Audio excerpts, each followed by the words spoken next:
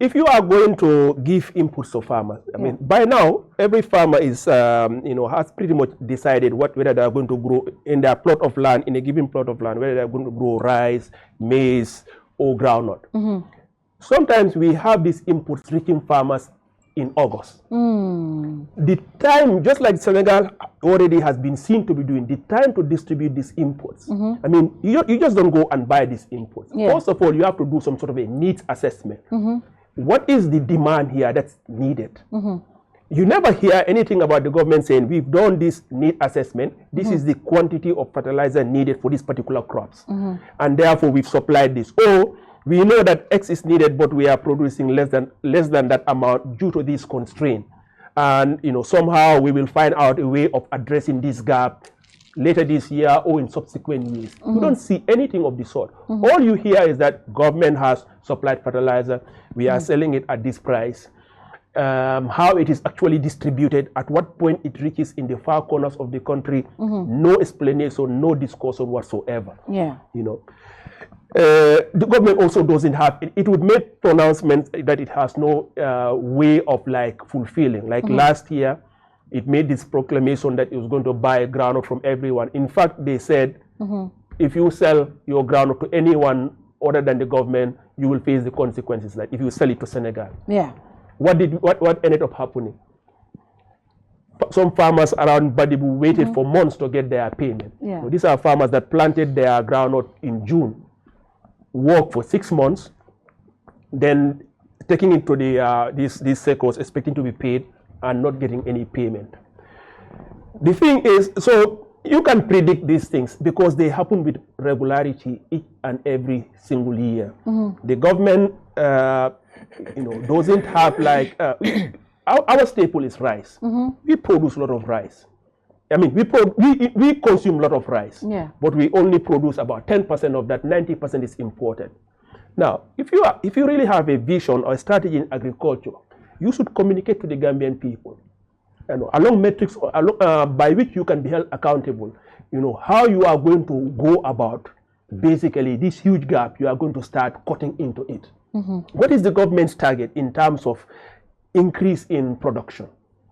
Or if you are not going to increase the area that's been cultivated, what is going to be the government's improvement in yield? Because let me tell you, right now, our yield in rice, how much we get per hectare, is the lowest in ECOWAS.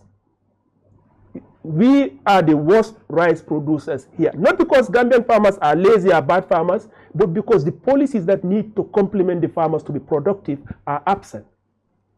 Irrigation, our irrigation facilities are even getting worse over time. Jahali Pachar project in the 80s, when it was financed by ADB, used to enable farmers to cultivate in the dry season and in the rainy season.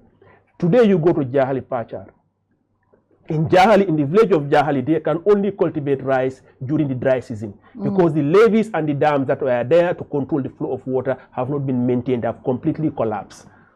So the water becomes too high for rice to be cultivated. So in the rainy season, this prime area for rice cultivation, there is zero rice cultivation in the rainy season. When you look at the budget line that is talking about major irrigation over the past couple of years, since this borrow, it's always 0, 0, 0, 0. The only little investments you see in irrigations are through these small projects that are funded by IFAD, African Development Bank, World Bank. But in terms of real government investments for the agricultural sector, it's not there because the budget for the agricultural sector is vast, is all about recurrent expenditures, nothing on development. The few agricultural extension workers we have there are not enough to provide the technical advice to farmers. The seeds do not arrive on time. The fertilizers are not adapted to the crops. You bring the same kind of NPK. That NPK is not the same NPK is not optimal for groundnut. It's not. You cannot have the same NPK that's optimal for groundnut, for cereal, for rice. It doesn't work that way. If you are going to grow, let's say maize, for instance, what maize needs is what's called basal dressing. You need to add a phosphate fertilizer, and when it reaches a certain height, you add urea. So and there are ways to get this fertilizer. It's not as if they are in distant countries. You can get phosphate fertilizer from, the biggest producer in the world is is OCP. It's a state-owned company in Morocco. The fact of the matter is the government always brings the same kind of fertilizer, and there is no education on TV or sensitization across the country to tell farmers how to actually apply the fertilizer, the timing of application, the quantity of application. So it's just given, the prices announced, so the little fertilizer that actually arrives and that is used by farmers is not put to the best use.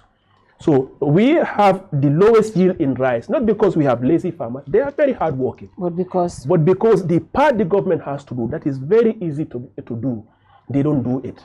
And it is the same issue year after year. No target is talked about in terms of what we are targeting in yield. Like Senegal, I mean, they can get like 4 tons per hectare. Yeah. Gambia, we get less than 1 ton per hectare. Given the amount of land we devote to rice cultivation, yes, if we have Senegal's level of productivity, we will cut our our rice import by more than half. By more than half. That just shows what can be done by just the slightest amount of effort if we have a government that knows what it is doing in agriculture, but we don't have it.